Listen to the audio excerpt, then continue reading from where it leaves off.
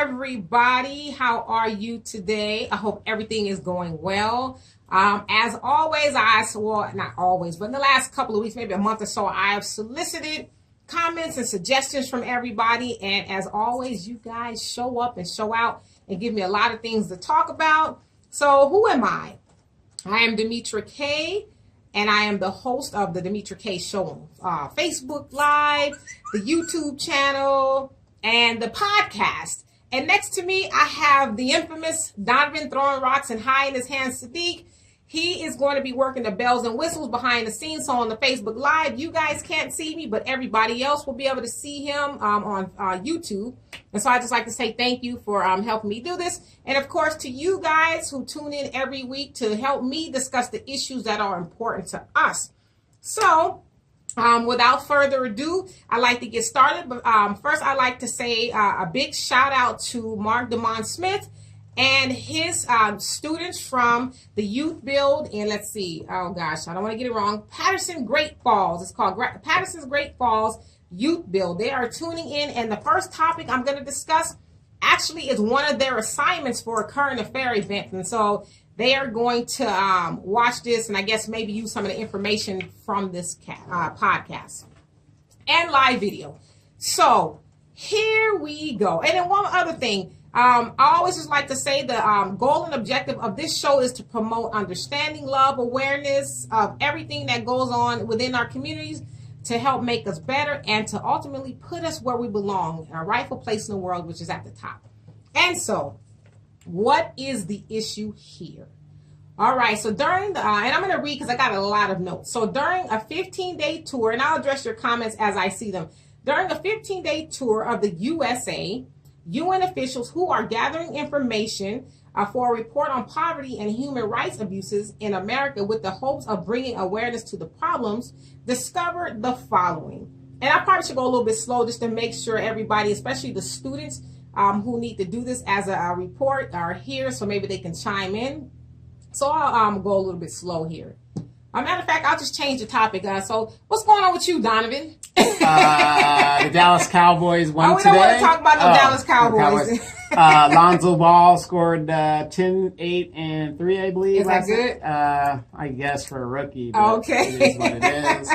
My cat is out of control. Yes, your cat is out of control. So watch your feet. That cat better not scratch my doggone feet. I know that. Okay. So anyway, I'll go ahead and get started. All right. So during a 15-day tour of the U.S., UN officials who are gathering information for a report on poverty and human rights abuses in America with the hopes of bringing awareness to the problems discovered the following.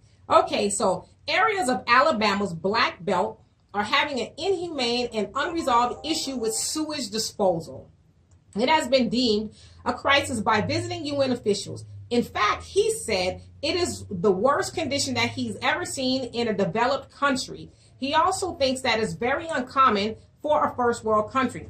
So a first world country is, one like the United States where everything is developed economically, industrial speaking. I said industrial speaking. So they have their stuff together, for a lack of better words. Okay. And so, what is the Alabama Black Belt? Well, per AL.com, and a lot of this information I did get from Mark Smith.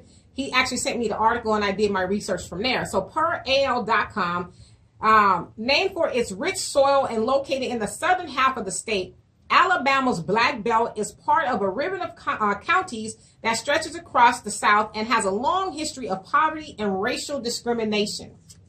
Hey, Al.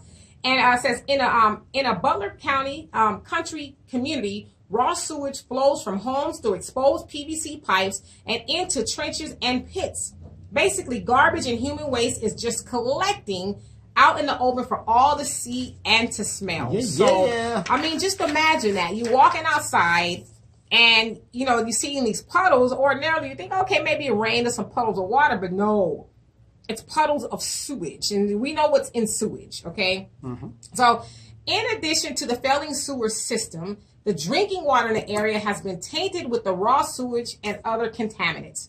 Now, it should be known that while Philip Alston was touring the area, and that's an official from the UN, okay, he noticed that poverty, lack of access to basic services, and civil rights struggles mostly affect the poor, who are mostly African American residents of the Black Belt region. And now this has been going on for generations. It didn't just start, but the poverty and things like that going on in the area has been generational. Now, when you think of a generational, you think of a span of what, 20, 30 years per generation to start another one? I'm assuming. So when you say generations, that's a long time. Generations usually 20 years. So about 20 years. Okay. And I just guessed, see? All right. So, well, how bad is it? It is said that everyone, quote unquote, everyone gets sick. Residents often contract E. coli and hookworm, which is associated with extreme poverty and has been cured and conquered in most of the U.S.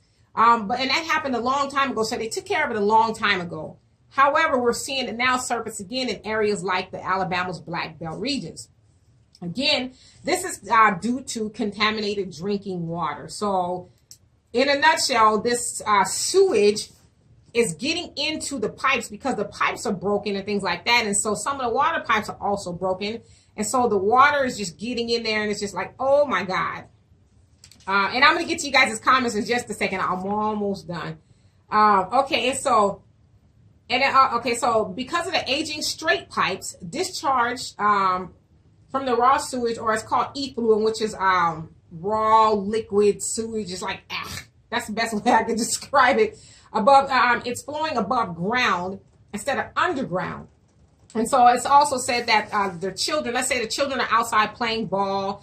Then let's say the basketball rolls into a puddle. Well, the kids are thinking the puddle is just water, but they're not knowing that it's actually raw sewage. And so what happens is they play, maybe touch their hands and mouth and touch everybody else.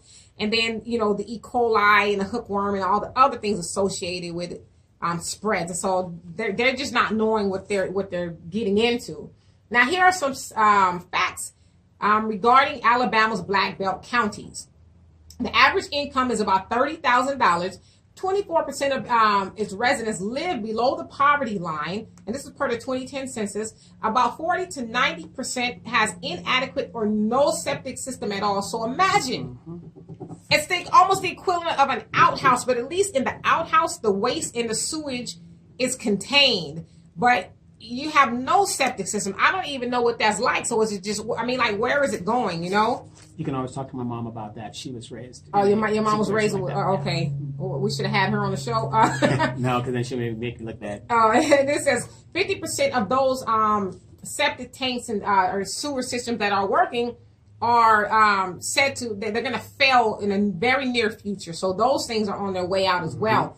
It costs about $10,000 to $30,000 to hook the homes up to a system that's working correctly.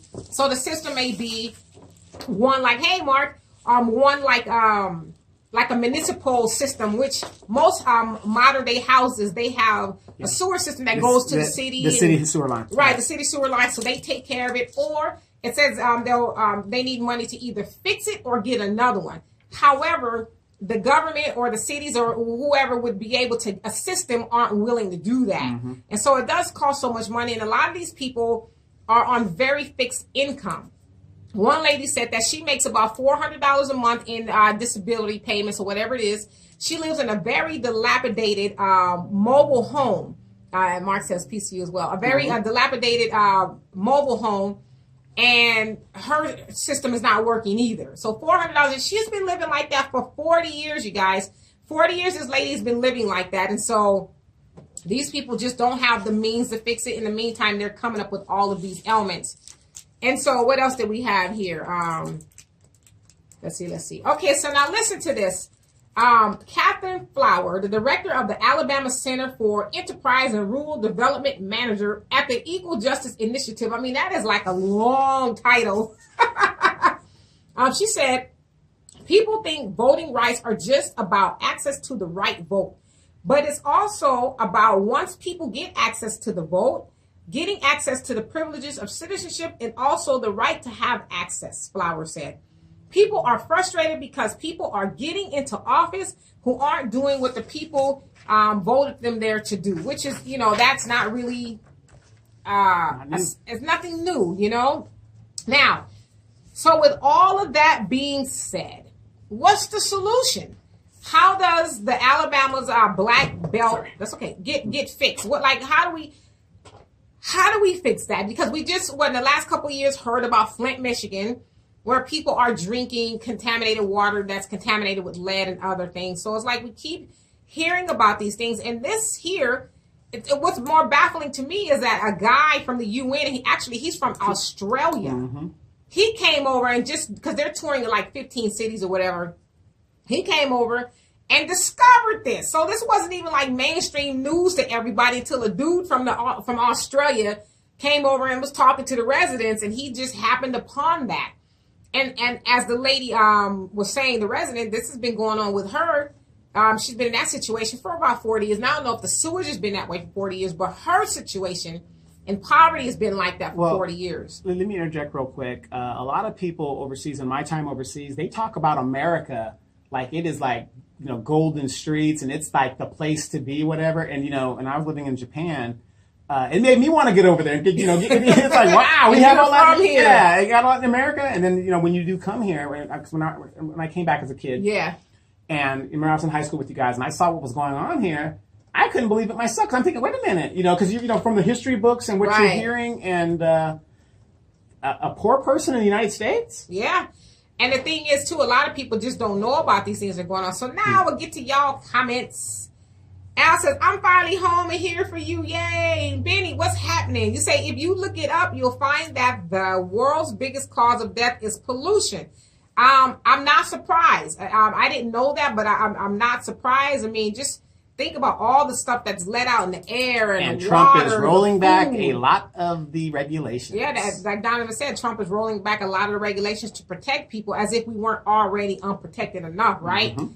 And then Mark, you say, peace, Queen. And Al, you says, we have the same problem here almost each time it floods. So you're saying in Houston, when it floods, you guys have problems with sewers and septic tanks spilling over? Like, I get grossed out by that kind of stuff. And so I couldn't imagine living in an area to where a puddle may be something. It would freak me out. What do we always say, D? But what you gonna do? So that, I think, to me, that's the question. And again, I'd like to say shout out to Mark for bringing this topic here, because I had never even heard about it at all. I'm removed from television and all that kind of stuff, although I can see news, but I haven't seen the news. This trending, have you seen it trending anywhere? Nope. I haven't seen it trending anywhere either. So this is a huge problem. Have you seen the African slave trade in Libya trending? No, exactly. Not to laugh about it, but to Donovan's point too, what happened to all these hashtags about free Libya, mm-hmm. Libya slave trade, and it's just like, okay, this is a travesty, it's a tragedy, everything's so bad, and then it goes away until the next issue pops up. Mm-hmm. And so Donovan made a valiant point. What are we going to do? What are we going to do about it? You know what I mean? Are we going to complain? And so I thought about it. Okay, yes, we can vote. We can vote and try to vote the right people in office and all that other stuff in hopes that they're going to do the right thing for us. But at the end of the day, just check this out. All three of you who are on this live feed. Let's check this out. 4.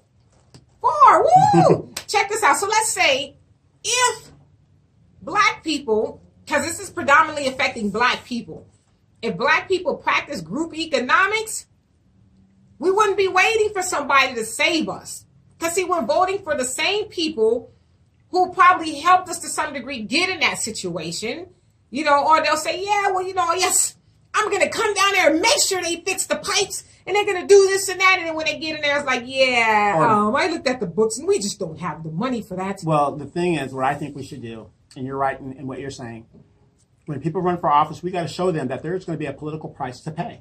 Right. Or Dr. Claude Anderson says, when we vote for these people, we need to contractually hold them to what they said they're going to do. Mm-hmm. All right, so you're going to go to Washington to do A, B, C, and D for Black people. Okay, we're here, sign here on this piece of paper or whatever the case is, and say that you're actually going to do that. That you're not actually going to go and just lie to us and use us. And the crazy part about that to me is they lie to us, and the next election cycle, all right now, people, we need to get out and vote. I supported DACA. I supported reparations for the Asians. I done this for Hillary. I was behind Hillary. But what did you do for Black people? Not a damn thing. What you gonna do for Black people? Not a damn thing. Exactly. But yeah, we keep getting right out there and getting people to the polls. They can always tell you what they're doing for everybody else. Right. But for their own constituents, not a damn thing. And then Allie said, for those of you who don't know, when Dr. D said dilapidated, it basically defines being in a state of ruin or despair due to neglect. I got you. Yes. Yes. Al was probably surprised that I even know what that means, okay? Benny says, yeah, I'm from Houston, and he's right. When the bayous flood, it's terrible. Oh, that is so, like, why? Why all this money that... And you guys are paying all these taxes. Yeah, I was just about to say that. You guys are paying all this money, and yet when a flood comes, and you would think by now, I mean, it's not back in the day of Noah's Ark. I bet you Joel Osteen doesn't have that problem. No, Joel Osteen church was fine. His house was fine, too. It was fine, but... You know, we're not living in the day of Noah's Ark to where something floods. It's like, oh my God, build an ark. You know, we have the resources and the ingenuity to make sure that if something floods, that you don't have sewage. Like, that is so nasty to me. I couldn't imagine. In Korea, they have open sewer ditches, and they don't have that problem there because it goes back thousands of years of how it's constructed. So there's no overflow. There's no nothing. They call them, in Japan, they call them binjo ditches. And the way it's constructed, it's nothing that's going to cost millions of dollars. It's just a basic construct that has been worked for thousands of years. You know, and like, it works. I don't want to see it. I don't want to smell it. No, it's covered. But, you know, the thing is... I mean, I'm just saying, in a first world country is what they're calling us. In America... No, we're not. Well, that's what they're saying. You know, we have that issue where somebody in Alabama is going to walk outside of their house and perhaps step in a doo-doo puddle. Or whatever is coming out of the sewage. And, I mean, hookworm. That's stuff you hear about in the third world countries, not America. See, what I don't understand is when everybody's like, oh, my God, that happened in the 60s. You ever see that picture when Bobby Kennedy was running for president? Yeah. And he went down to the Alabama, and he was, like, rubbing the little black boy's face. Yeah. And, you know, he's trying to get the black boat behind him and stuff like that. And everybody goes, oh, my God, that was so long ago. Do you know my grandfather still lives in a shack from back in those days, even before that? Right. This very day. The same shack. The same exact shack. Yeah, so I mean, to me, that raises a lot of issues. It's like, how are we, you know, as black people, again, because this issue is predominantly affecting black people, how are we continuously in this situation? Like the lady who says she's been there for 40 years. I mean, it actually showed a picture of her trailer, and it's pretty bad. It's like, wow, it's still standing, you know, and you know, no shade to her, because I guess that's the best she could do, but 40 years and you're still in the same Where's situation. her man? Well, she probably doesn't have a man. I mean, I would hope that if she did have a man, she wouldn't be in that situation. Where's the church? Well, the church, listen, dear brother, the benevolent fund is out. We would love to help you with your sewage pipe, but see us next year around the first of the year. Things are, you know, usually better. Where's Mr. Henry that does everything in the neighborhood, that carpenter guy? Well, it's funny because me and you talked about that as far as, you know, because Donna was making an issue saying back in the day, we had people in the neighborhood that were handy that can fix those things. But Dr. Umar made a good point as well, saying back in the day, people could graduate from high school with a certificate in carpentry or, you know, whatever it was. And they can go out of high school and get a good job. But then once civil rights came into play, bless you, civil rights came into play, people were going off, they were able to go get the government jobs, things like that. And so it was taking the ingenuity from the black communities. And so now that's, I believe that's partially responsible why you have a lady who's been there 40 years in a dilapidated situation. Nobody gets it now. And sewage is just everywhere, raw sewage. And then Al says, hey, Donovan, some of these low-standard men out here would love to be behind Hillary. Well, I mean, but that's just the thing, too. I mean, we're voting for politicians that we don't even know, or we know. They're self-serving. Yeah, they're self-serving, and they sell a good, you know, game to us. I'm gonna. And when I get in there, it's gonna be this. And black folks ain't gonna have to worry about that. And then we also suffer from the fact that, oh, he looks black, so let me vote for him. He looks black. Or he is black. Because, you know, again, we know a lot of black politicians get up there and, yeah, I know I said that. I just need to use y'all Negroes to get where I needed to go. A recent example, remember 8 years ago, there was Occupy Wall Street all over the United States. All over the United States. What stopped Occupy Wall Street? The election of Barack Obama. Obama said he was running for president, and then they got behind him, and everybody's been waiting ever since. Right. And so, I mean, it's unfortunate to hear about what's going on in that area of Alabama, the Alabama Black Belt. But it sounds like that's been maybe not the sewage, but it's been an impoverished area for years. And imagine, I guess I'm curious to know is how many people vote, how many people have voted, and how many politicians have actually even been in that area to say, oh, wow. They don't need to. Is that a puddle of shit? Yeah, no, they don't need to. Because like I said, our vote is taken for granted now because we are so disenfranchised. Right. The fathers, we don't have a family structure, so there's nobody reinforcing these things that we should be doing. Right. The black woman, I'm not blaming the black woman. What I'm saying is you're not. No, you guys are leading the families, right, working and stuff, so you don't have time to do that. Our young boys are walking into jail. Yeah. So, I mean, in the South, they don't have to worry about it. I bet you that Roy Moore, he's going to be the senator. And that's another topic that somebody asked me to talk about was Roy Moore. But as I was saying earlier, practicing group economics, listen, there's no way for us to get around it at all. We keep talking about it. There's no magic that's going to come from the sky. There is no, they are going to save us. They are going to give us this life raft and this bunch of money and there's no such thing. Right. Like we keep holding on to this possibility of somebody else saving us, but that's never going to happen. If, as I was saying earlier, we had the group economics working. I'm just making up something, but the Black Federation. I don't know. Mm-hmm. They learned about this thing in Alabama. They say, oh, well, how much is it going to cost to fix the problem?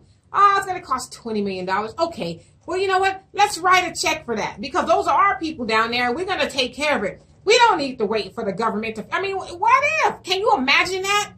Because that's what other communities do. If they have a dire issue, you don't hear about that stuff overall in other people's communities. Right, they fix it. But they have a community that doesn't divest their money into $300 Air Jordans. Right, but that's $400 exactly. hairstyles. So I would be very reluctant to give a community that would put entertainment and pleasure ahead of taking care of the business. Right, but if we were practicing group economics, that wouldn't be an issue. And so Benny says, I said it the last time we discussed the slave trade, our fake outrage tend to waver from news cycle to news cycle. But I will say this, I totally applaud you, Demetra, because what we need is see more, is what you're doing. I love your investigative nature and skill set.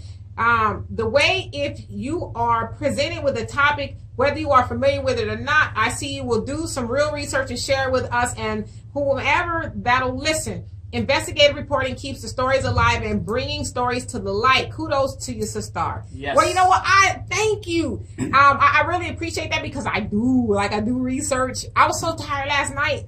Then I got up and I was like, okay, it's time to do some research.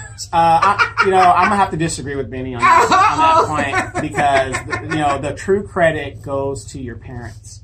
Who to my gave parents, you the knowledge and stayed on you about, your mother was a writer. Oh, yeah, she was a writer. So your dad is always talking about something knowledgeable. And has something knowledgeable. And we were at your brother's house a couple of days ago, and I can just see his wheels spinning. Yeah, you said all of you guys' minds go 100 miles an hour. I would attribute that to the way you were raised. I absolutely agree with you, and but thank you for that. I mean, it's just I learned a lot. Kip, you're back. Kip is always overseas on some secretive mission he will never tell me about, but keep that drug money flowing. No. Al says, speaking of men who had the better man song, I got a man positive Kaye. Yes, I got a man. Oh, Lord, let's see Seymour. Be a man about it, Tony Braxton, Boo, or Shantae got a man. I'm going to say positive Kaye. I really like positive Kaye. Well, Shantae's I Got a Man, the remix, uses the positive Kaye. Oh, yeah, true. Yeah, so. And so Benny says, kudos to the parents. Of course, yeah, absolutely. Kudos to my parents. But yeah, I mean, like I said, when you guys give me stuff, I learned loving about this stuff. Like I said, I didn't know anything about what was going on in Alabama. But now that I do know, Benny, it always brings us back to what Donovan says, what are we going to do about it? Are we going to practice group economics? And the point that you always make, Benny, are we going to recondition ourselves to stop thinking the way we do about ourselves and about each other in order to practice group economics? Because until we do that, as you always say, we're never going to get to that point. Never. We're always going to be in a state of, he says, Angie Stone. Angie Stone had a song about I Got a Man? A Strong Brother. Oh, strong brother. Okay. Okay, I know something. Mm-hmm. Yeah, so we're always going to be in that state if we don't recondition the way we feel about ourselves and each other. Mm-hmm. And so so that was very interesting. Mark, I don't know if you're still on here, but I hope that your students found something interesting about what I said, if I shed some light on it. But at the end of the day, I think, maybe we should be talking about solutions. I know you guys don't live down there, but, solutions in not just helping people in Alabama, but people, because that situation is in every city in America with black people. Yeah, wherever there's a black community, a high black community, there are problems going on, be it the water, be it the sewage, be it the job. I mean, something, yeah. Yeah, and we talked about this on our last show. Dr. Claude Anderson also made a point in saying that black people, we don't live in communities, we live in neighborhoods, because communities work together with the hopes of achieving something. And black people we're struggling to do that. We're not doing that overall, so that's something we need to work on. And so I will get to the next topic. Let's see. The next topic comes from, and we can continue talking about this if you guys want. The next topic comes from Charles Frank. And this is in regards to baby mamas, in regards to relationships. Hey, I do the work, brother. Okay? I hear you. Donna was like, really? Okay, he says, baby mama and baby daddy syndrome. This is our next great war outside of being married parents. Okay, so he wanted me to talk about that. Married? Well, he said married. Outside of being married. So black folks don't get married? Well, they do, kind of. They kind of do. Okay, so let me see. I was trying to figure out where he was going with that, but I guess he just wanted me to talk about it. And so what I found was that only 45% of African Americans get married. Wrong. How's that wrong? Wrong. All right, do tell, brother. Where'd you get your stats? I got my stats from Your World, yourblackworld.com, that got the statistics from the census. Okay, because if more than 70% of black young women do not get married, then that's at least 30%. Well, to that same census. But that statistic is also have been debunked. Okay, yes, right. Because it's saying that although black women, see, now this is what you're gonna have me crack open the book, okay? Crack black women don't get married per se to their kids' fathers. That doesn't mean that the fathers don't live in a home. Right. Okay. Right. So that also debunks the whole deadbeat black baby daddy thing. Oh, black men are deadbeats. It's not true. Right. Talk to David Atunga. Well, David Atunga really. Black men and women do live in the same home. Now, they may not be married, but they still live together and they're raising their children. In fact, black men rank the highest in being involved with their children. So that's some stereotype, typical nonsense that we tend to buy into. Right. But what I read... Okay. I mean, now that you explain that, but statistically what they're saying is by legal marriage. That's what but see, when we don't dig deeper, we believe that black women don't get married. Well, you said married, not living together. You said married. But okay, 45%, I mean, it's not great, but it's not bad. Okay. Gotcha. And so in 1890, 80%, now it doesn't say married, it says 80% of parents lived together in 1890. Now, just the way I was thinking about it, it probably didn't group them as married people because that was right after the Emancipation Proclamation, which was in 1865. I think on record, the first married black couple was in 1866 in North Carolina. And then, it kind of snowballed out of control, I guess you want to say, from that point. And so now we are at about almost half of that, from 80% in 1890 to 45% now. And so I don't know. I mean, I guess the question is why? Why do we, as Charles would say, have more baby mamas and baby daddies than parents working together to raise their children? And so I'll get to you guys' comments. And so Marcus said, indeed. And Al says, breaking news, you are watching a pre-recorded taping of the Demetra Kaye show because Dee and Donovan are at the table. We ain't watching no football, okay? Cowboys won. Boo. And Mark says, I detest that term, baby mama, baby daddy. I do too. I've never called myself a baby mama. I would always refer to my daughter's father because we were never married. My daughter will be 25 at the end of the year, so that's no longer an issue. But I would always say my daughter's father. To me, that's my baby daddy. That is so, no shade to anybody who says that about them or their other parent. It just sounds just so condescending. Sounds immature. Immature. Like it almost says that you're no more than a baby daddy, whatever that is. Baby making machine. Baby making machine. There you have it. And so, well, let's see. Okay, so I kind of attributed my own thinking to it, and I thought integration, feminism, the system of socialism, and being taught to hate ourselves in slavery and buying into the notions that we are each other's enemies. I think that all played into that.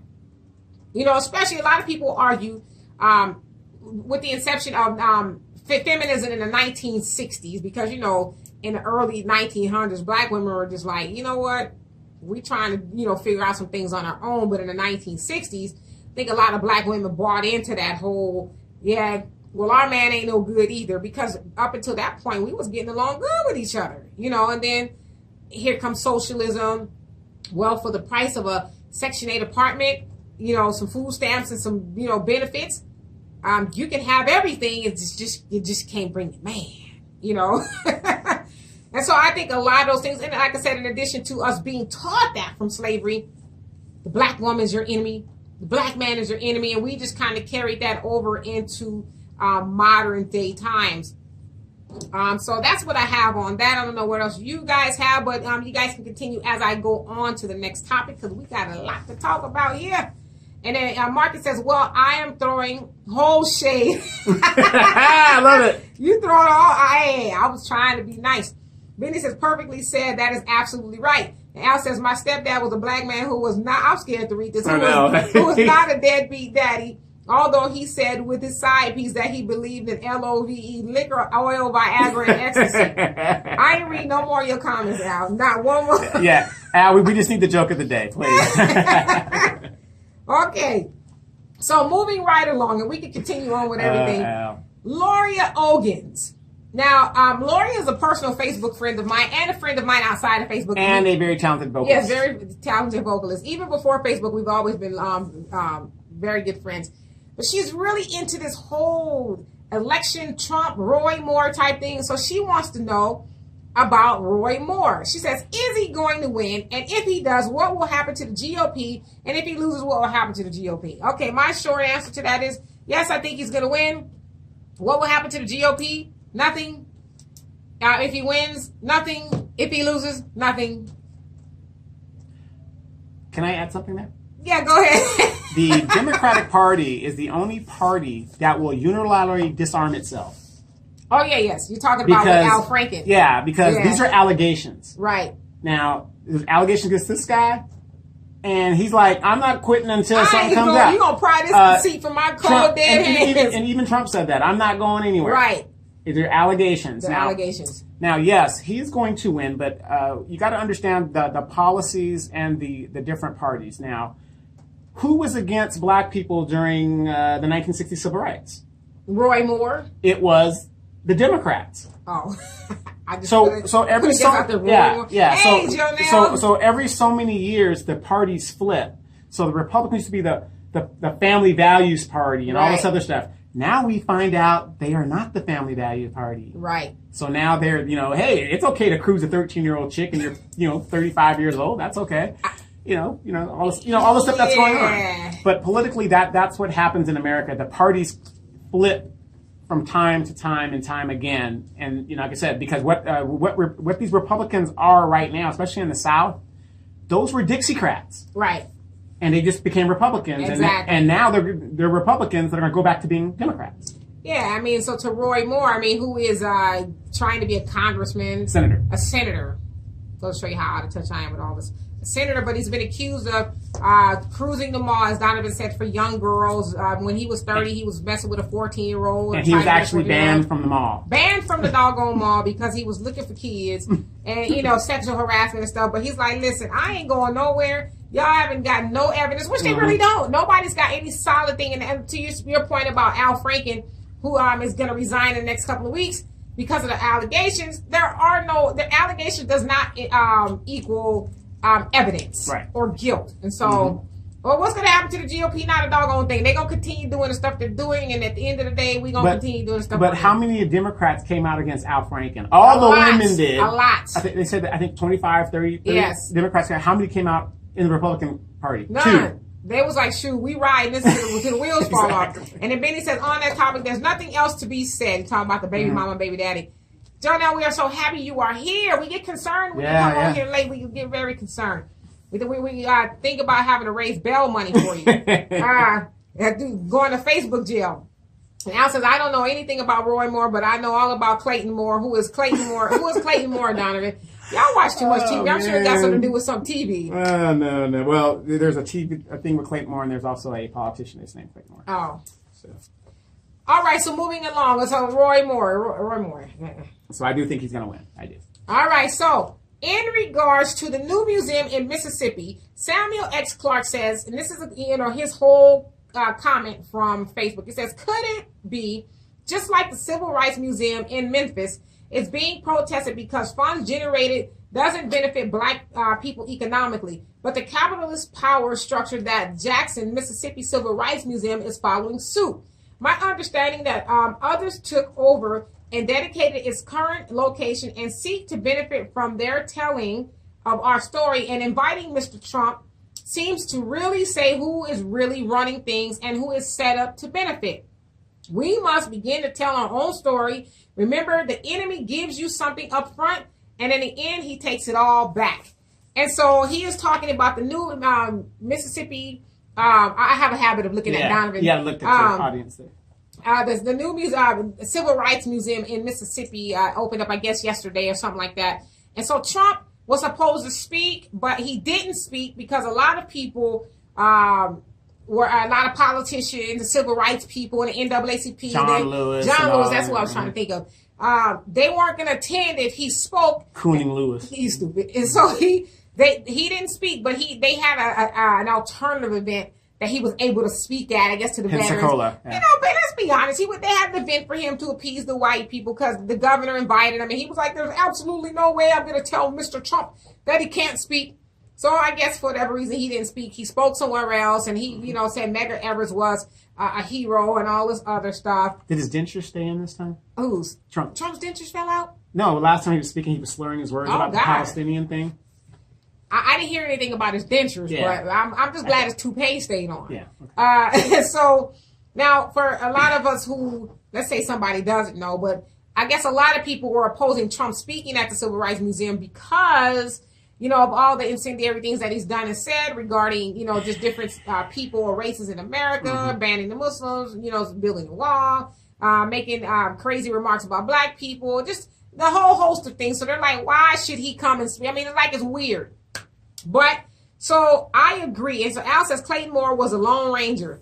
The Lone Ranger. I don't think that's going to hold old Roy up at all. I'm just saying we got more grab him by the, here, put him in front of the, we got more grab him by the, you see that, the cat in the bed. The cat literally jumped on the table when I was going to say that word. And so I didn't have to, right? We got Trump in the White House, and so Trump was like, listen, I'll tell people I'm grabbing it. And what y'all gonna do? Exactly. Y'all ain't gonna do nothing. And so, okay, so regarding this museum here, Samuel has a great point. I mean, how? This is my question, okay? I'm looking at you on this one. Donna's telling me keep looking at I'm looking at you, okay? Now I'm gonna look back at y'all. How we gonna tell somebody else how to spend their money? I want to know, did black people put this money up? Did we put this money up to build a museum? Because if we didn't, how we going to tell these people being the white people? Yeah, I don't even know why they would want a civil rights museum. Maybe they were doing it to appease some sector of the black community in Mississippi. I don't know. But to me, it's like if these people are predominantly putting their money up to have a civil rights museum, how we going to tell these people how to spend their money? Because to me, it'd be easier if we just practice group economics and built our own museum. Right. Usually when it's a public event like that, it's not a private institution, the land is probably donated by the people. So that's tax dollars that go into that. Not saying that a good portion of presidential libraries are donated by private citizens, but a good part of it is also used by tax dollars. Right. Okay, so I get that, the whole tax dollars thing. I mean, but it's like, if we really, really, really want to control our own thing, why don't we just put up our own money and build our own civil rights stuff? I mean, to me, that would be the easier. I don't know. Somebody got a backyard somewhere. I mean, it don't got to be extravagant, but if we could just start, matter of fact, I went to a Black History Museum in Pomona, California. Pomona, up the street. Then, right by Los Angeles. It's very small. In fact, it's inside of a mall. And it takes up maybe about 2 stores or so. But they have so many artifacts and, historical things there regarding Black people. Now, this is funded by a couple who get donations from people to keep this thing running. And so if they can do it in Pomona, California, surely all these big wigs and John Lewis's and all these people with all this, political influence and clout can fund a museum that is away from the powers that be, right? And then Al said, speaking of dentures, oh Lord. Hey, Donovan, Phyllis Diller was a longtime spokesperson doing a ton of Polydent commercials. Yes, she was. Phyllis Diller. So yeah, I mean, I agree with Samuel. I mean, it's like, we don't have any control there. I mean, we really don't. What power do we have to tell these people Trump can't come? Now, I don't know if it was his decision. It probably was his decision. Like, listen, these Negroes don't like me, and I don't want them to boo me or whatever. So I'll just not speak. I don't think Trump gives a damn if we like him or not, because he won the presidency without our vote. Yeah, but he's probably like, listen, I don't need no more awkward moments. These Negroes aren't going to show up anyway. No, a bigot doesn't care nothing about that. Like I said, he got rid of, he only deals with the niggas that are willing to bend over for him. Recently on MSNBC, that pastor. Which one? The one that was who riding for him? Yeah, the one with the goat face and stuff like that. Pastor, whatever his name is. He was on there arguing with Al Sharpton about, Trump and his record and stuff like that. I was just like, two opportunists that don't give a damn. Trying to out-opportunity each other. It's just sad. And Benny said, yes, he's going to win, and it will have no real effect on the Senate because, one, he'll just be a junior senator, and it won't change the majority of the GOP, and the Democrats can actually benefit from, let's see more, actually benefit from him winning when it comes to the primaries and the up and coming presidential election, because of the fact that the GOP will be having a child molester as a seat senator. That is the Democrats. That's if the Democrats can brand it right, which they never know how to do. They will blow it. They just are not disciplined enough. Yeah, I mean, like you said, they tuck tail and run when an allegation comes forth. I mean, I was like, really, Al Franken? I mean, I don't know if he did it or not, but if the Democrats want to win the primaries and right, they need to get rid of Nancy Pelosi, Barbara. No, she's already gone. Feinstein, and all these stalwarts from the '60s. They need to get rid of them and start electing progressives. Period. Right. So, well, you guys are really into politics. I'm not really into them. I just tell people if I help them if they're going to be a candidate or something. Try to, D's in it for the money. Who ain't, right? Right. That's okay. True, that's true. So yeah, I mean, I don't know. I just. Nowadays, I don't get politically involved because to me, it's all the same. If you really think about it, everybody's the same. Same party, different names. In the end, the poor people, the people who have less, will be hurt and will be left holding the bag. I mean, so we got to really do for ourselves, and that's really the message I think we need to, start talking about. And Al says, what about practicing group economics with the Hispanic brothers since they are a minority? Well, this is the thing. You can't. Yeah, it's hard. This is the thing. I think back in the day that might have been a possibility, but Hispanics are now the numbers are number 2 in population, and so they're like, "What do we need you guys for?" Back in the day, we would have needed you, but we're a force on our own. We don't need you guys. We see what you guys are doing in your communities. You guys don't get along with each other. You damn sure ain't gonna get along with us, and so we don't need you anymore. Right. But I agree, Al. That would be an awesome concept if Black and brown people can get together, but. It's going like this with the brown people going here and the Black people are continuing to go down there. So, Jonelle says, we still fighting for our own mind. We are not a minded people. Liberated minded people don't integrate. They revolt and do for self. Liberated minded people revolt on all levels. Salvation is not in a falling zero Zionist owned American system of zero morals and full of grouping hollow soulless, pale beasts in human form. He's going back to jail, and mentally dead rich black slaves in government. Yeah, I mean, you guys always talk about that. I mean, mentally, we have to free ourselves. And so until we do that, all these ideas that we're talking about are just going to be ideas. We're just going to keep talking about them. You know, it's like that coffee table, that magazine or that book you keep on the coffee table that nobody ever opens. It's there, but nobody ever opens it. You know, every once in a while you might dust it off because you can't even see the titles anymore. It's dust all over it. So, I mean, that's kind of how I see it. And our song, I think I said it right this time. It said, "Oh my God, you're so right. It's all the same." It is. It's all the same. I honestly don't even get excited about politics anymore. The night that Trump was getting ready to win, everybody was thinking Hillary's going to win. I was laying there because I had to catch a flight the next morning.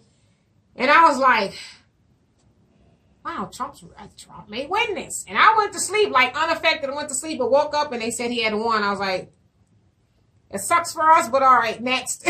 But then again, it also depends on how you look at it. Does it suck for us, or will we get our shit together? Well, no, on the surface, it sucks for us because, you know, oh my gosh, Trump is going to do this. He's taking Obamacare. He's taking my Obama phone and all this other stuff. But like you say, Trump is going to make the hood great again. Yes. Because eventually we're not going to have anybody but ourselves. Or anything. They're not going to give us nothing. Right. It's going to be like, all right, brothers and sisters, here we are. We've been forced together. Let's unify, which I don't really think they want us to do that either, but... No, but, you know, they're taking everything away from us where we're going to do or we're not going to do. Right. Well, I'm going to do. I'm doing. Okay?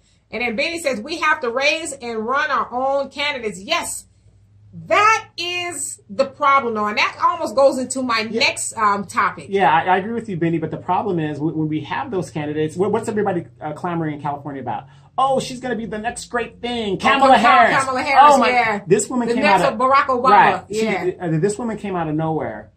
And she's a junior senator. And they've already chosen her. She's already been chosen. To run or down the road. Where they're already grooming her. We didn't groom her. We didn't vote for her. And I don't know anything about her other than she's the same... Well, she used to be the... Secretary of State of California. Yeah, but she's singing the Attorney same General, old... Same old. And she's running the Democratic thing. Right. And, you know, like I said, you know, here she is. And, she was this, you know, women. Oh, she's a woman. And, you gotta get a woman in there. And she's doing jack shit. Right. Well, she looks good. It depends. And Al says a lot of Hispanics want to be white. A lot of white people want to be white too. Benny says, like I said, we can't align ourselves with any other group. That's where we keep screwing up. We are alone black people. Embrace it. Though I agree with you. And that's where Seeker Guard, I don't see his meddling cell phone here this week. That's where he was going last week when he kept on saying we keep calling ourselves a minority. Now, I know where he's going. I just didn't want to get into it. We were speaking more in numbers, but to Benny's point, yes, we keep trying to align ourselves with everybody. When we call ourselves minority, then we get mistaken for or with the same issues of the LGBT community. Yeah, they hijack our struggle and make it theirs. And they call us minorities. And then once they get what they need, just like the Jews did, they leave. Bye, nigga.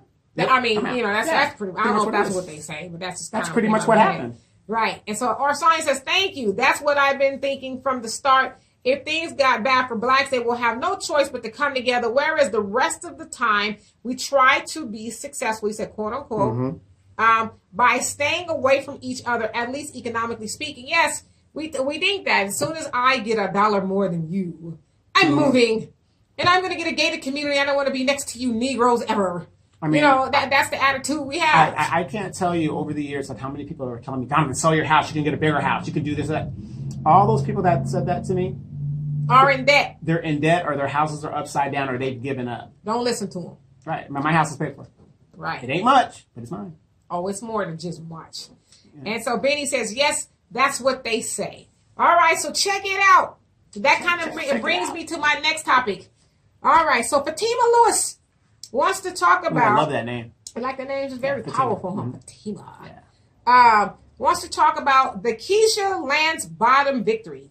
For those of you guys who don't know, I've only seen her name trending. I've seen her name trending, and she won the mayoralship in Atlanta. After the recount, there was a right. recount Well, it was a runoff election. It was a runoff election in the beginning because I guess neither one of her got or the her majority. opponents got the majority, so they had to have a runoff election, and she won the vote by mere, but it's still a lot, 700 votes. So only 700 votes made her the winner. Her opponent wanted to have a recount. Like, oh my gosh, I need all these other votes to come in from the military and all these other people. But anyway, Keisha Lance Bottoms, she ended up winning, and so she is now the newly appointed mayor, or voted mayor, rather. Yeah, elected mayor. Elected mayor of Atlanta. All right, so. And she's black. She's a black woman. Okay. So I did my research on Miss Bottoms, Lance Bottoms. Her husband's last name is Bottoms, and I guess. Oh, she's married? Yeah. Black woman? Black. Shut up. Sorry. Oh, secret garden, you're there. You're there. Yes. I did that. You say, yo, D. I knew there was a reason I love you. There you are. I just mentioned you. His ears must have been burning. Yeah, okay. And Al says, we are too busy praying, drinking, cheating, not voting, and keeping it 100, which is why the government doesn't really care about us. Yeah, I mean, the government is like, yeah, to your point, if you guys are doing those things, we'll tell you what you need to hear to get what we need. And then after that, we're just going to keep treating you like you're treating each other pretty much. Not right, but it is what it is. All right, so the people, they are saying, in part because Keisha unabashedly spoke out against bigotry, sexism, and discrimination, she stood tall and never flinched under the fire. Keisha fought for her city and all of its people with love, determination, a spirit of equity, and an offer of, why are you looking like that? And an offer of justice. This is what they said. This is not my quote. This is their quote. And an offer of justice. This is the kind of leadership Democrats believe in. And so that's partially why she won. That's what they said. There's also another lady that took the mayorship in New Orleans against another black lady, and she won in New Orleans, kind of saying the same basic thing. I'm just telling you what the people said. This is why they felt like she was the beacon of hope, okay?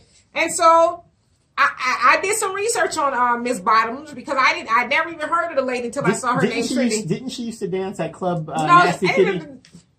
I'm just wondering. She didn't dance at no. I don't think she danced at Nasty Kitty. But anyway, and I'm gonna get to you guys' comments. She, her daddy is Major Lance. Some R&B Her daddy artist. was in her life. I'm just.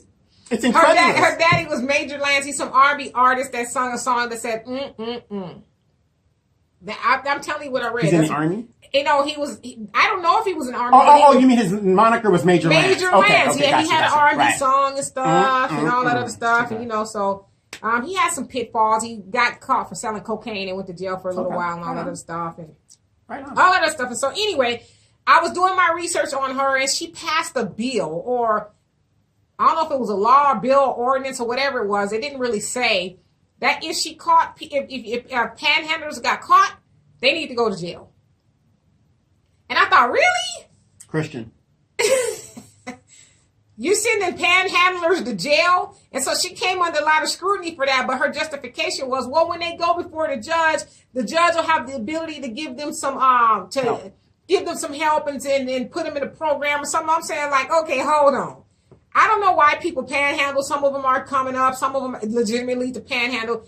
But you feel like it's easier to send these people to jail, get them a record, and then go see the judge. And why can't you as a council, because she used to be a council member, why can't you as a council member say, well, you know what? Let's enact something where we can help these people. It's just they're panhandling, and maybe let's see why. If there's some assistance or something we can give them, let's not give these people a record and make life harder for them. So that was one of the things she did. She defended it and all this other stuff. She also came under scrutiny because she worked for let me get it right. It's kind of long. She was an executive director of Atlanta Fulton County Recreational Authority. And she facilitated the sale of a $30 million Turner Field. So I guess it was a stadium. Mm-hmm. Now, the people that benefited from that were the state of Georgia State University and a private development group called Carter. And so people were like, wait a second, you're on this committee and your city council person, yeah, it's a conflict of interest because you're, dealing this big time real estate and you're not really helping the people. You're selling it to developers who are probably going to put some stuff up that's not conducive to the people in the city. And so, she defended that as well by saying, she actually recused herself on a lot of votes when she was on the city council that were in regards to the sale of real estate and other things that weren't really helpful to the people. So I don't know. I just kind of question it. Well, so who is it a victory for? I'm not saying she didn't do any good things. I'm sure she did. But who ultimately is it a victory for that this lady was elected? Now, I will say this. Well, you can always, who are her donors? True, and I'm sure it was for a lot of this big money here. I will say this. Her opponent wasn't any better. She was a white woman who was endorsed by all of the police associations and all this other stuff in Atlanta. She was pro-LGBTQ. Mm-hmm. She looks Did like I get all the alphabets in there? I think you did. Okay. She's pro that community. Not that there's nothing wrong with it, but that's what she was for. In addition, she said that the black voters are felons and on welfare. So so she's a truth sayer. You know what? I'm just There's something wrong. That's that candy I got your ass. You got a little bit too much going on. Yeah, I got too much sugar. And then Al says, did I hear you say the names Fatima and Lakeisha? Are they white women? You know what, y'all? Wow. Oh, man. And then Jonelle says the rich get in their lack of abilities to leech, secure from the masses via their failing system of leeching. The more they intensify the evils to the masses, the governmental debt is great. Let's say Seymour. Is greater than the wealthy, wicked, systematical Zionist-owned government appetite, and they can no longer even afford their own corruption. More or less a begging nation of blacks, among other various issues that plague the Zionist-owned white nation. But that's what a lot of people don't understand too. And me and Donovan talk about this a lot. At the bigger picture of this is really us versus them. It's the haves and the have-nots. The Communist Manifesto by Karl Marx and Friedrich Engels, they talked about that and saying after a while it is going to be the rich and the poor. There's not going to be a middle class. It's just going to be the rich and the poor. And we are seeing that as we speak. And so, we expect the rich to do what the rich are going to do. They're going to continue the money grab as best way they can. But eventually the poor are going to have to wake up. In fact, eventually the poor are going to have a choice. Because when you're hungry, you're not going to want to be diplomatic about things. You're not going to want to say, well, honey, it's been 10 days since you and the kids ate. And so we need to figure out a way to do this. You're going to go knocking on some doors. And then when they don't answer, Tupac talked about this actually. He said eventually the knock becomes a bang. And then the bang becomes open up. And then after that, I'm busting in there and I'm going to get mine. Okay, that's one way to look at it. How about looking at it this way, in a more practical way? Okay. Honey, I know you don't want to do this, but we got to eat. Oh, no. So get on out there. On out there. You're going to be too tired to trick if you ain't 8 in 10 days, okay? You ain't turning no tricks on no empty stomach, okay? You know what I mean? And Al says, when black women get into politics, do they coon? Yes. Absolutely. Listen, cooning is not gender specific. Yeah. Anybody can be a coon. I mean, hell, Omarosa is probably one of the biggest, latest names as far as black females that we can think of to coon. I mean, she's like, I'm going to do whatever. Corrine Brown, your girl, yes. Corrine Brown. She's getting ready to do a 5-year stint in prison. And you happy, ain't you? I'm very happy. I'm sad that they gave that black lady all the years. Well, the thing is, I'm sad for the simple fact that she was so arrogant and stupid. For years, they've been trying to get her, and she couldn't keep her damn mouth shut.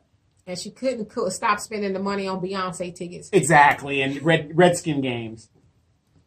Ignorant. I don't know. It's just ignorant. I mean, they it's. She did it to herself. She did it to herself, basically. I hope they overturn it. And I'm not saying she didn't do some good things in the community, but guess what? Everybody's going to remember her being at the Beyonce concert. The conviction. Maybe Trump will free her.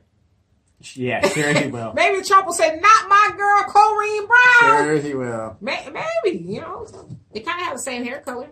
Maybe. No, they don't, because we know Corrine's bald headed. So was Trump. Al says the have and the have-nots return Tuesday, January 9th. Yes. Benny, one day there won't be anything else left for the poor to eat but the rich. And that's what me and Donna was talking about too. It's inevitable. True. It's inevitable. It is true.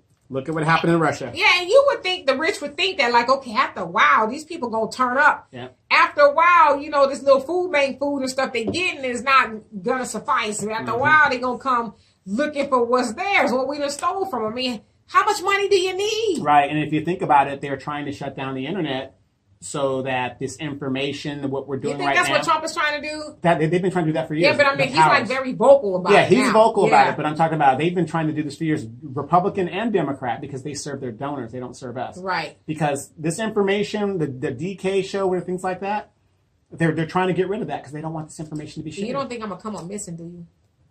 No, I think Al will take care of that. Okay. Oh, and then so Joe Nelson says, exactly what is it now? And the poor, exactly it is now. Okay, I think you say exactly what it is now. And the poor is too sleepy, dying while looking to the greedy rich like beggars. Yes, we need somebody to help us. Please save us, rescue us. But we keep on, fueling the beast, the machine. Nobody's coming. We're expecting the people who could drive up in a Bentley to their big house on the hill with a pantry of everything you could think of to eat after they just got through robbing the poor. How? Do you really expect them? I mean, if you cared about poor people, you wouldn't be doing that in the first place, but they don't care. Why do you think these big donors donate to these politicians that are willing to sell their souls so they can get to the tax trough and steal? Right. Legally. Right. Take it legally. Maybe that's what we need to be doing. I'm just kidding. We're trying to get there. And then so you also say, Jonelle, it's their rich arrogance that leads to their self-destruction. Yeah. Absolutely. Again, the Communist Manifesto talks about that. It's like, I mean, this thing can only get but so big. Like, how much money do you really need? And also, so if black people change once they enter politics and don't do any good, what's the freaking point of getting into office? And politics is always about power, prestige, and money. It's usually one of those three things. You have the power to do and say and control and affect. You have prestige because there is, Donovan Sadiq, the Duke of Edgemont. Right. Well, well, ask yourself this. John Lewis. He's a congressman for what? What has he done? I don't know. He keeps talking about what a civil rights icon he is. Oh, back in Alabama when it was marching? Yeah. But, okay, you represent in Georgia. What have you done in Georgia? Nothing. They're just there for the money. He doesn't do anything. I agree with you, brother. I agree. But I'm John Lewis. Back when I was, black leadership. What a joke. All right, so I'm going to move on. Now, listen. This next topic I'm going to talk about, I do not profess to be an expert at all. Maybe you guys can help me. It's about Bitcoin. I knew eventually that this would come up. I did a little research a couple weeks ago, and it made me question some things. So as you guys have probably been seeing, this latest craze, Bitcoin. Everybody's talking about Bitcoin. Follow me to go do some Bitcoin. It's not dollars because it's not really money. It's over 16,000. Oh, Bitcoin is the latest craze. You need to get into the Bitcoin, this, that, and the other. So I did some research. So I'm just going to give y'all the basics, and then maybe y'all can help me, okay? So what is Bitcoin? Bitcoin is a cryptocurrency and worldwide payment system. It is the first decentralized digital currency, as the system works without a central bank or a single administrator. The network is peer-to-peer, and the transactions take place between users directly through the use of cryptography without an intermediary. The transactions are verified by network nodes, or nodes, I think it is, and recorded in an immutable public distributed ledger called a blockchain. Bitcoin was invented by an unknown person or group of people by the name of Satoshi Nakamoto, and released as an open source software in 2009. Bitcoins are created as a reward for a process known as mining. They can be exchanged for other currencies, products, and services. All right. So what's the deal? Because I've been hearing everybody and their mama talk about this Bitcoin. So, for me, when I initially did the research, and I don't know how much you know about it, but initially when I did the research, I'm like, okay, nobody knows who's running this.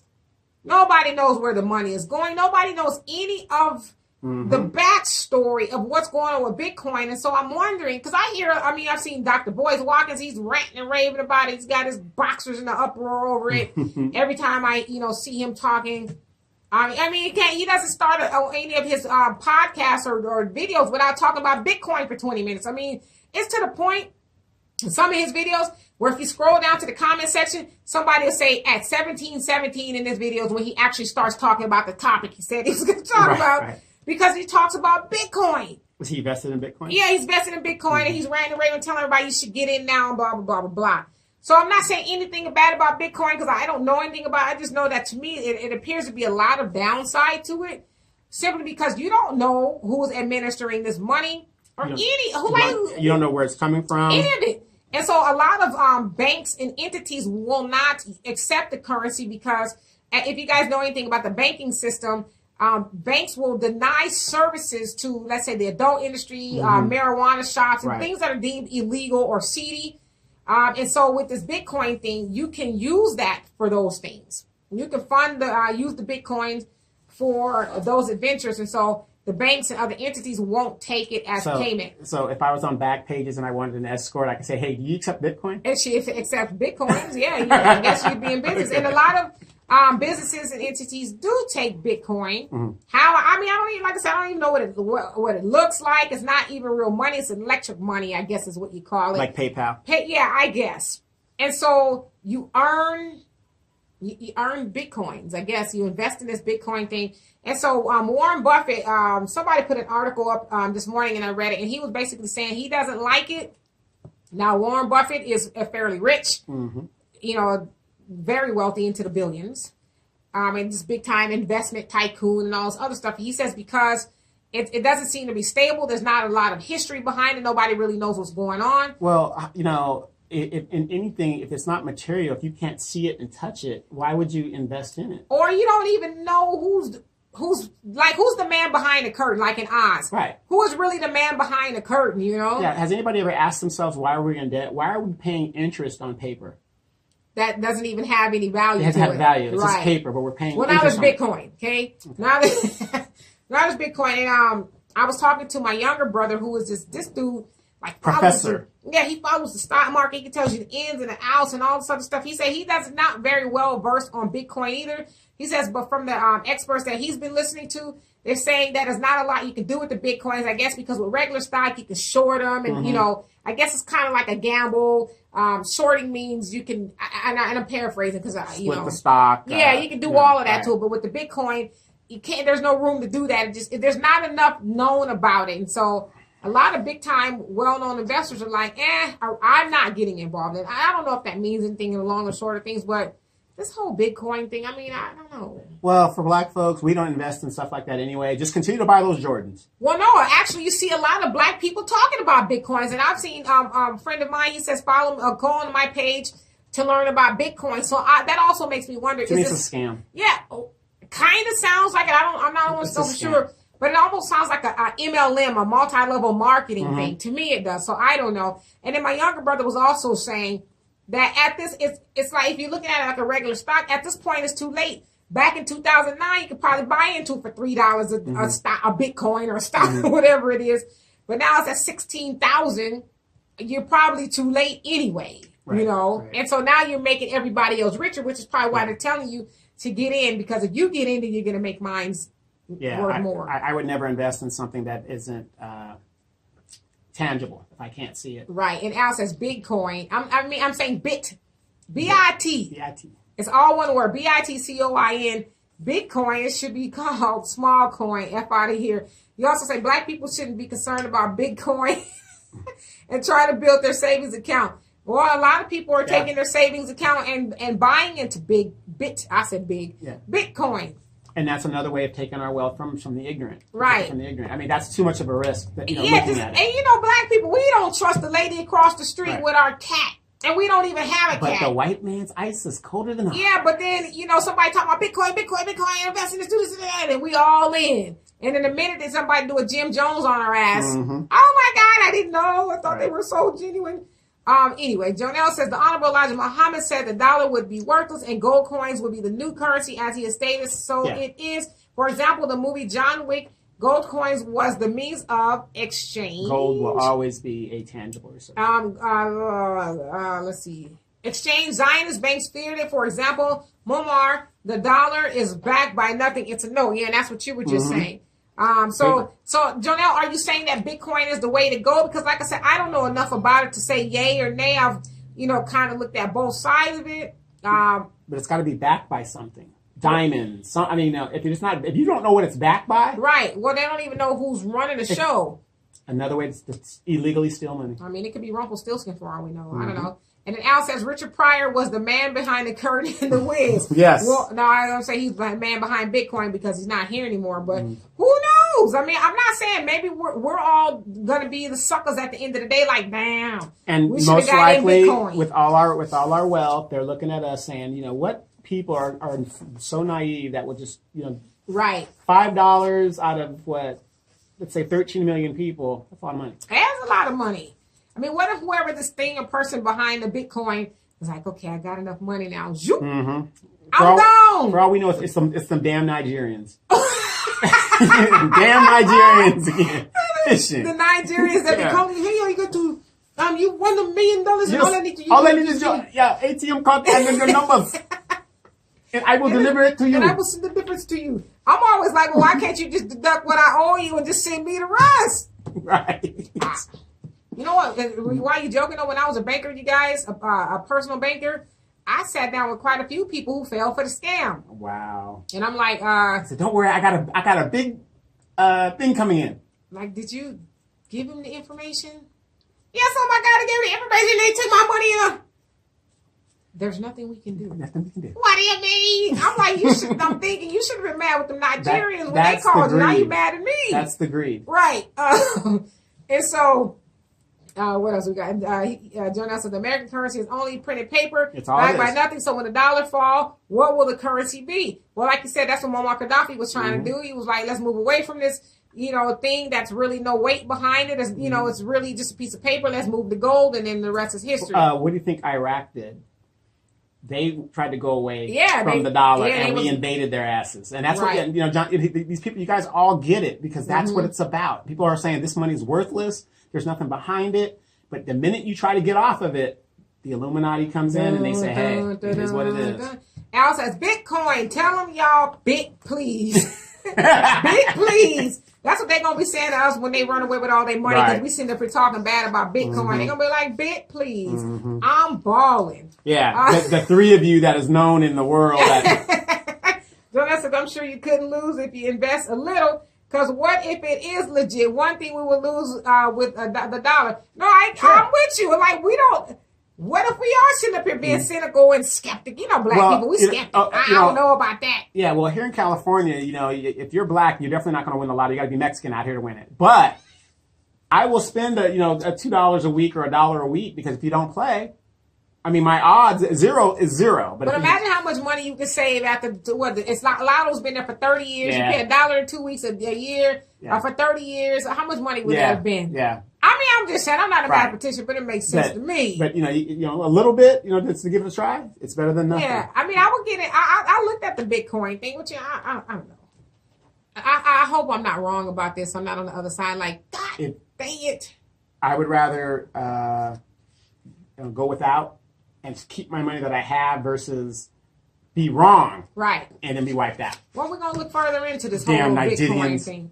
So, John, he says, oh, no, I read that already. He says, our son, he says, well, I'm no expert either, but I live up in Montreal, Quebec, Canada, and I saw an article here that said this lady entrepreneur built an actual house almost entirely paid, using Bitcoins. I guess let's see.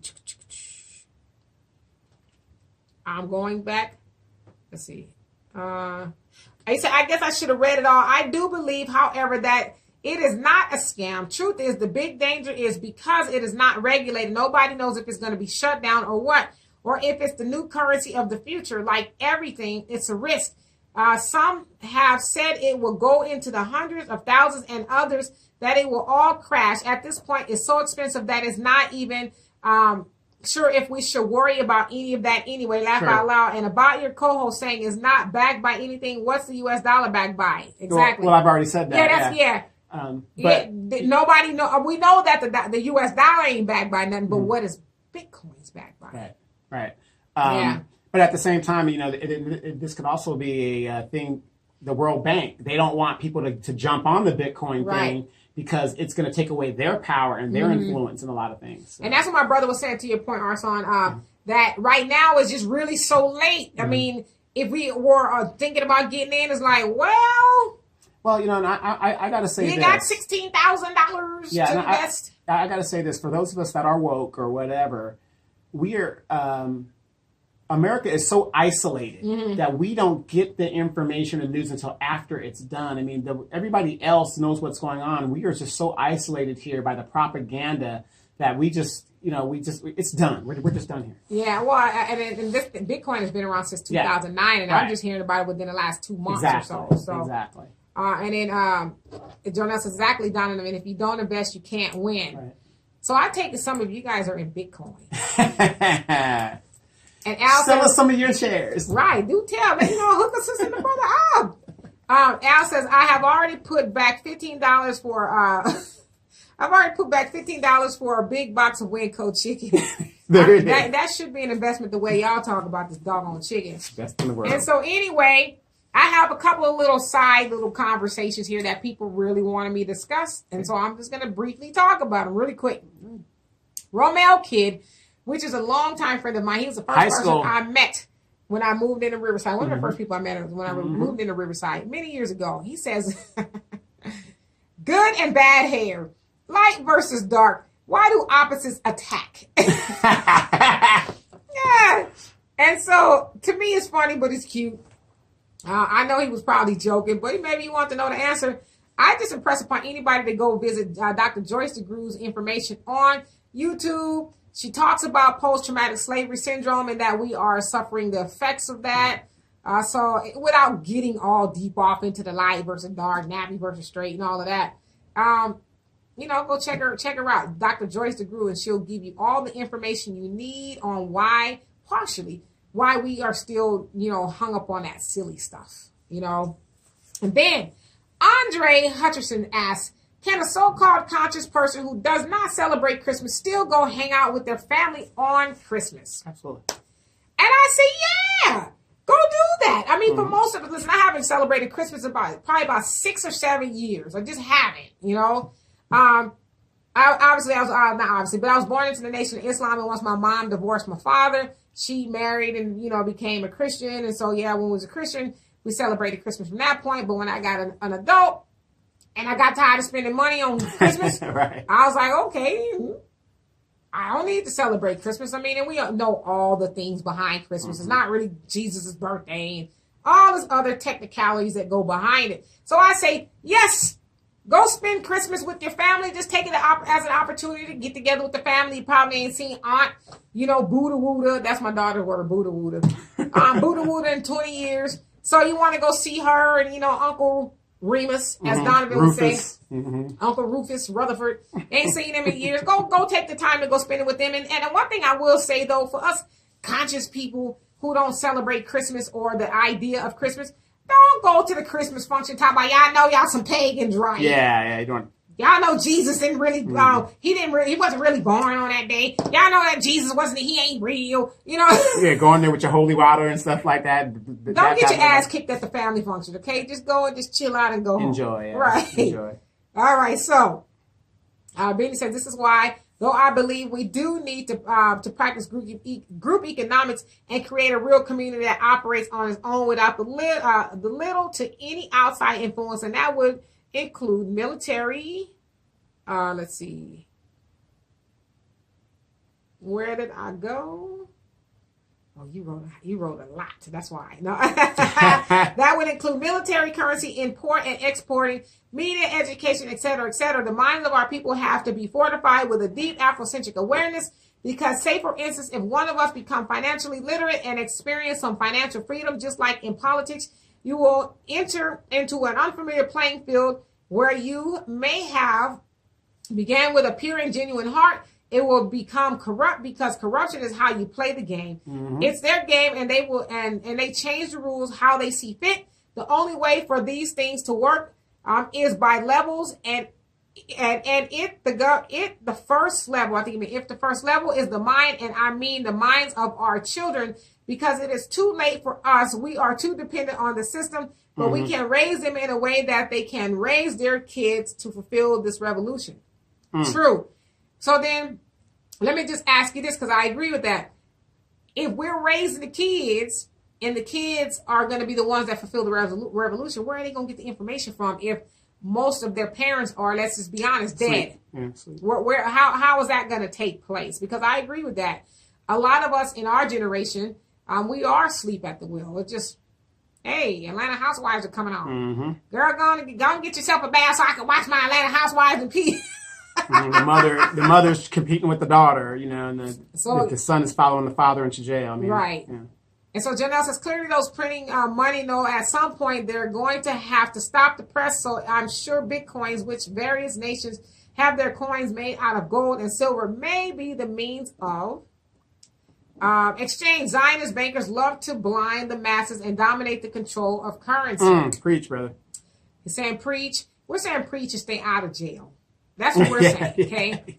Oh, and then Al says, I missed some comments. Let me go back. What did I miss? Oh, my God. Oh, you said, for me to invest in Bitcoins, I say, them bits crazy. See? Oh, my goodness gracious. Gracious goodness. Patience. That is your man, right? It is. That is your man. The old people say that, that boy's touched. Yes. The opposite of trap. Yeah. Some people say I'm a little touched, too. Al says, speaking of Christmas, tell Donovan what I shared with you about black people in the Rudolph cartoon. He talking about they was integrating some black people in the cartoon because Rudolph's mama's name was Clarice. Yeah, exactly. I don't even know where to. I don't. Goodness. Okay, so Tammy asked this question. Now maybe y'all can help me out with this. She says, polygamy. Who's for it and who's against it? I'm for it. Go ahead. Damn, can I finish the question? Polygamy. Who's for it and who's against it? And is it necessary in this day and age? Yes. This is crazy. Yes, it is necessary because it's already going on. I think that's the point a lot of people are making. I mean, you got these guys have different, girlfriends and stuff. I mean, it's already going on. I couldn't even get the question out, sorry. Yes! Okay. Like a mahogany? Yes! All right, I would just say this about polygamy, okay? Polygamy is the art of practicing being in a relationship with more than one person. That you're not monogamous. You are with 1 to 2, 3, 4, I don't know how many other people. And everybody is cool with it. Everybody's, I guess, getting along great. And so, who's for it? The people that works for, like Donovan, he says he's for it. I'm for it. But all I need is 2. That's all you need is 2? I mean, I can take more, but I'll just do it. Okay, so he says he can do 2 is fine with him. So those are the people on Donovan's side who is for polygamy. Now, and a lot of people, like you said, too, believe that, well, since people are doing it anyway, hell, we might as well share. What is it? 10 women in a black community, 10 women to 1 man. Yeah, you're actually sharing them anyway. Women y'all sharing anyway. You might as well share out in the open. Right. This is not my ideology. This is what some people are saying, and so you might as well just get used to it. Ain't no man gonna be faithful, no way. So you might as well share your man because you're probably sharing them anyway. That's what a lot of people think. But then there's people like me that's like, no, I want to be with one person. I'm with a man that wants to be with one person. Right. Well, somebody... No, honestly, that's the relationship that I'm in, and so I don't believe that every man cheats, or there's women are sharing anyway or whatever. So we might as well just go on, and I'll be Wednesday through Friday, and then you get them the rest. I don't know. Well, like I said, if you don't believe it, I've been doing a lot of research the last 5 years. You watch Jerry Springer. Jerry Springer ain't no research. Paternity Court, no, all these shows. I mean, Divorce Court, whatever. That is not no damn research. It is research because all these people are screwing each other. It's like you might as well. I mean, it's already going on. I'm not saying if you want to be in a monogamous relationship, God bless you. I mean, I would love to be in a monogamous relationship, but okay, let me ask y'all this, since there's only men on here. Would y'all be cool being the other dude with another woman? So let's say you guys are 2 or 3 dudes. No. Well, why is it good for you? It ain't good for her. I mean, you just said, I'm greedy like share. that. Yeah, I'm greedy like that. So you wouldn't want Boom Quisha to have you to be number 2 in the lineup? Yeah, no. But some of the women I'm dating, I'm in that situation, but I got to protect myself. But you're not, that's not your woman per se. That's exactly. just something you're doing right now. Yeah, just something I'm messing with. Donovan's bad. So. And then so Al says, you missed my comment where I gave you and Donovan some advice. Did I? I didn't see that. It was probably so egregious to where it got deleted, I didn't see it. You say you and Don have so much knowledge in saving money. Y'all could be financial planners. I'm just saying. Oh, okay, got it. Mm-hmm. Well, I used to be one, but I got out of that, and so now I'm just a jack of all trade and a master of none. And so Al says polygamy. It sounds like a ghetto girl's name. No. Polygamy is actually something people want to practice, and a lot of you guys think about it. And probably hear a lot of conscious people in the conscious community talk about practicing polygamy. Like you see, I think Brother Pro-Light, I don't know where he stands in the larger scheme of things now, but I think he has a few women. There's a comedian, D-Ray. He has 2 women, and they all get along just great, happy and dandy. Some little dude named Yada. He's got like 5 wives. And so, people are just out in the open with it. Listen, no shade to anybody who wants to share their man or their woman. That just ain't for me. Like, I can't do it. I couldn't even conceptualize the idea of, being one of 2, 3, 4. Well, then talk to your sister why she treat me the way she's treating me. No. That's between y'all, okay? See how you do?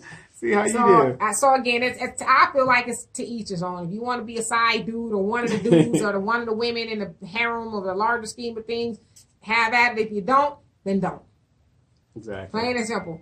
And then so Terry Beard, I don't see him on here. He brought up the cancellation of Roland Martin's show on TV One. Well, this is interesting, y'all. Very interesting. What had happened was, sometime last week, Roland and his team got the notice that they were no longer going to be on there as of December 21st. Yeah, that morning. Yeah, that morning. Their show was going to be canceled on the 21st, so do what you got to do. We got to cut you because of financial concerns. We don't have the money pretty much to keep this show afloat. Which I don't believe is the truth. It's just true, because I was listening to Dr. Boyce Watkins after he got through talking about Bitcoin for 20 minutes. He said that he found some documents, some court documents, said, now get this, y'all. Now I feel like Wendy Williams, and I'm not trying to be. But he found some court documents saying that Kathy Hughes, the owner and CEO of TV One and Radio One, is being sued for sexual harassment. Huh? She's being sued for sexual harassment because I guess it was some lady who used to work for her. She was trying to get the lady to marry her son. I guess her son, Kathy's son, liked her. And he would always, put advances toward her. So Kathy was facilitating the advances, basically saying, and I'm paraphrasing, but you need to marry my son. And so the lady was like, no, I don't want to. So make a long story short, she got fired. And then the lady filed a suit. And so per Dr. Boyce Watkins' ideology, or I guess assessment, it kind of makes sense that because Kathy Hughes and them lost, I guess, their appeal to drop the case. They want the case dropped, and the judge was like, no, this case is going forward.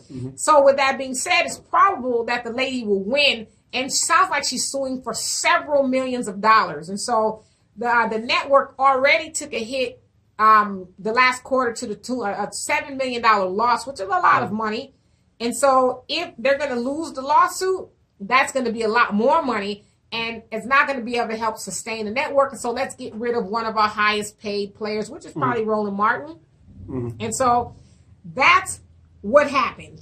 So, this is the court documents that he was reading from. So, to me, it makes sense. It's hard to believe, like, oh, you know what, Roland, we're going to fire you today. Well, actually, Roland wasn't fired. The show's been canceled. The show, so he's still going to be on the show and probably doing but his show, his which probably was expensive, because they moved from 1 hour to 2 hour as of recently, and so there's that. And then when you have a network that is public, white people invest in it, right? And the first thing they do is start decimating the consciousness of the news and everything like Oh yeah, and that's true. There are a lot of white people involved on the TV1 board and all that. Yeah. A lot of decision makers. And so Alex says, a man being another dude to a woman is the equivalent to two lesbians being in a relationship. Who's the bitch?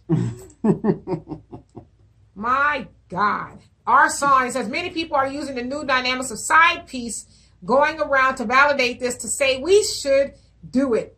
That's true. Fact is, like even 95% of the people did it. You said even if 95% of the people did it, it wouldn't make it right. Let's see. It wouldn't make it right. Let's see where to go. It would just make it common. If you see somebody dropping $100 bill on the floor, I'm quite sure most people would say nothing, pick it up and keep it for ourselves. But it still doesn't make it right. I'm just saying basically cheating is not right. We should not see this as a questionable in any way. Oh, wow. I got two. I was looking at the podcast. No, absolutely. I agree. A lot of people are just trying to say, listen, I can't keep my lower regions in check. And so therefore, I'm going to have me some side pieces. And you better like it if you want to be on the team. Benny says, we are experiencing an awakening right now as we speak amongst our people. And we are fueled and ambition at the moment about revolution. We will keep going back and forth over the same issues. Where did I go? Oh, like the black man versus the black woman are killing each other, or the same old symptoms that we keep revisiting, like American culture that is deeply imprinted in our DNA. We can't shake it, but we have to start somewhere. And I believe the time is now. Feed their subconscious with the same tools that they are using on them. And believe it or not, our children are more aware and ready than we would like them to give them credit for. But we have to stop giving them and the talents and gifts they possibly, but we have to stop giving them and the talents and the gifts they possess to our enemies. Oh, I got it. Okay. Yeah, no, absolutely. And I agree with that. We do. I see that with my daughter, that we do not give them the credit they deserve. Not saying that I rob my daughter of credit, but I'm like, wow, this kid she's 25, but she's a kid to me. She's really awake. You know, she's not like a lot of the 25-year-olds that you see running around and you hear the conversation and stuff. She's just not on that page. And so you're right. We don't give them the credit that they often deserve. And then so our song says, I really like Roland Martin for the few times I came across his show. I only liked him until the visit of Dr. Umar Johnson because he didn't seem biased enough as a host. Yeah, I think that's when he lost a lot of black viewers. Well, I guess predominantly he has black viewers, but that's when he lost a lot of people because, yeah, it was like an ambush. Him and a couple of his guests couldn't wait to pounce on him and try to ambush him over the school and his degrees and all that. It was silly season for Roland Martin. And that's kind of where, I mean, I've already had my ideas about Roland, but that's kind of where I was like, yeah, Roland, you tripping. And Al says, when Roland found out his show was canceled, he said to TV1, y'all can kiss my black ascot. Then Kathy Hughes told him, roll your big ass out of here. Oh, God. I will say this, and I know we've been on here by an hour and a half, so we'll just start to close this out. I will say this about Roland Martin. I think Roland was good to, because he kept a lot of issues in the forefront in the black community. But on the other hand, I felt like Roland, he pushed the whole civil rights thing. And the whole civil rights thing to the black community, I don't think it was really progressive for us. Because we know the civil rights movement helped us to understand that we need to try to fight to get into a system that didn't want us there in the first place. And once we get there, even though they don't want us, let's just try to get along within the system. And so that has never helped us as black people. So I just kind of felt that he pushed that agenda too much, opposed to saying, okay, black people, here I have this platform. Let me have people on here like Dr. Claude Anderson or Umar Johnson, people like that, to help teach us how to get out of the position we're in instead of begging for everybody else to accept us. And so what else do we have here? And one last comment. Daniel Gutierrez says, how about the fact that when one black man dies or one black woman dies, they're actually killing off generations because each may have a child that may have a child that may have a child. And this is what he said. That may have children that may have children to, if any.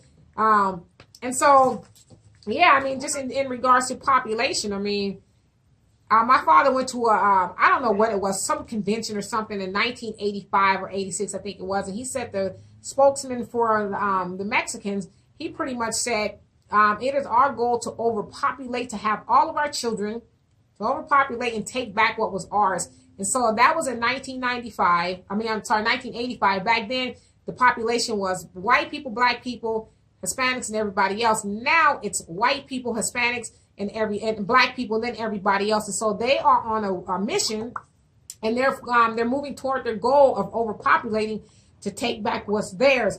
And so to Daniel's point, when we do, and I guess he's talking about black on black crime, perhaps, when we do that, we kill each other. We are lessening our chances of taking back or taking over, because there's not going to be enough of us to do that. It's about 13% of us in the United States as black people. So we need to stop the killing. I mean, I don't even know what else I can say about that. We need to stop the killing and understand and educate ourselves. I mean, it is the goal. It has always been the goal of what the eugenics program and with the inception of Planned Parenthood, to help black people rid themselves of themselves and their offspring. And so till this day, black women lead the pack, or I guess are leading in everybody in abortion. The abortion rate is very high amongst black women. We do that with no regards. It's like, hey, I'm pregnant. Okay, we'll go to the clinic or whatever the case is. But that's also really bad on our part, because we put it in our young children's mind, boys and girls, more specifically the girls, that you have a baby, you ruined your life. Right. Exactly. Instead of just dealing with it and saying, or, even just educating. Because I always say this about my daughter. She doesn't have any kids, but a lot of her friends are on their second, third kids. Yeah, what the hell's wrong with Deanna? 25 years old, she's had at least 3. Because she had a mama that said, listen, I love you to death. I will take and love my grandkids. I do not want to be a grandma right now. Yeah, man. And she got that crazy father. So. Yeah, she got a crazy daddy. I don't want, listen, I'm not going to be that mama that's going to be like, that's my baby. I'm taking care of my baby. Give me my baby. And she knew that, but I instilled that in her. Not just don't have no kids because I don't want to take care of it, but don't have kids when you're not ready. Get yourself in a relationship, with a man who's going to love you, and then y'all can have a child into this world, and you be doing things backwards. So I taught her that from very young. So when she has a child, or she does get pregnant, she won't feel like, oh, shit, I need to go get me an abortion because I ain't ready. It's going to, ruin my life, like you said. So that's all I have, people. I don't know if you guys have anything else to say. I don't see any more comments past Al's joke. Oh, no, he says, I do see one more. Al says, Roland Martin told TV1, I stuck my neck out for this network. They said, we never saw your neck. Nice. I just have a quick few announcements. I want to thank everybody who has tuned in to the YouTube channel, the Demetra Kaye YouTube channel. Numbers are really going up really great there. Thank you guys for the comments. Dee is earning the hate. She's what earning it. What can I say? Also, for those guys that are on the podcast, check it out. Please like, share, spread the word, spread the message.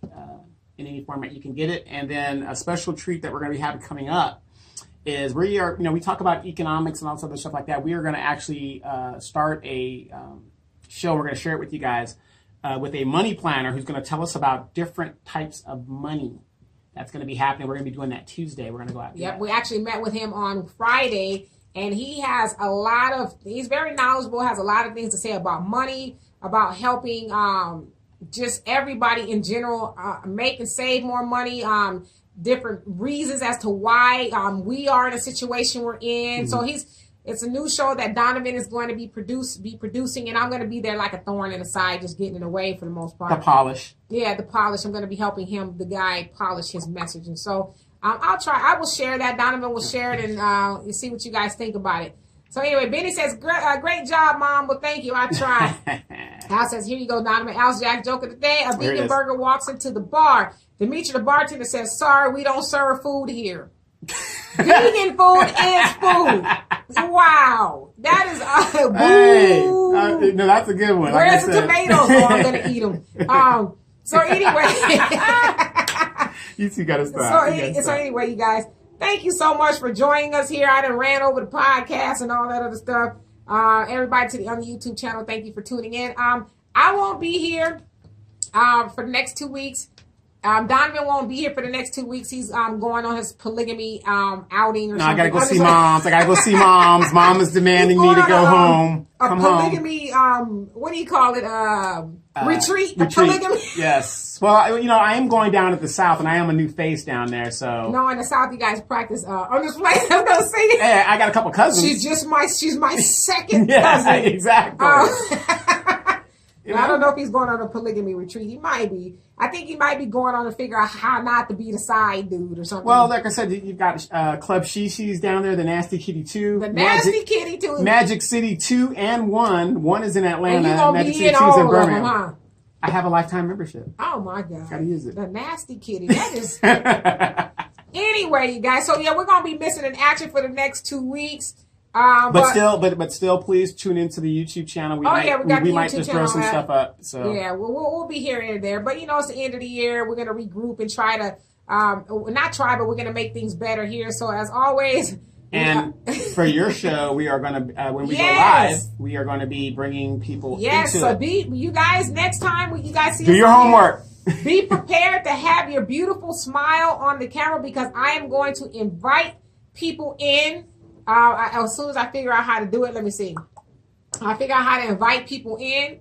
Oh, I see how I can do it. And so you'll be able to not just type your comment, but you'll be able to speak and everybody be able to see you. So be ready for that. So anyway, any more announcements? With that cold front that's sweeping across the United States, you guys be warm, be safe, and avoid holiday madness. Avoid the holiday madness. Save your money. All right, so I will see you guys in a few weeks. You guys do have a great, those of you don't practice Christmas, but just some time off, I guess you can say. So I will see you guys around on Facebook. Peace. And then Benny says, you guys enjoy yourselves. Be safe and hurry back. Love you guys. We love you too. Bye.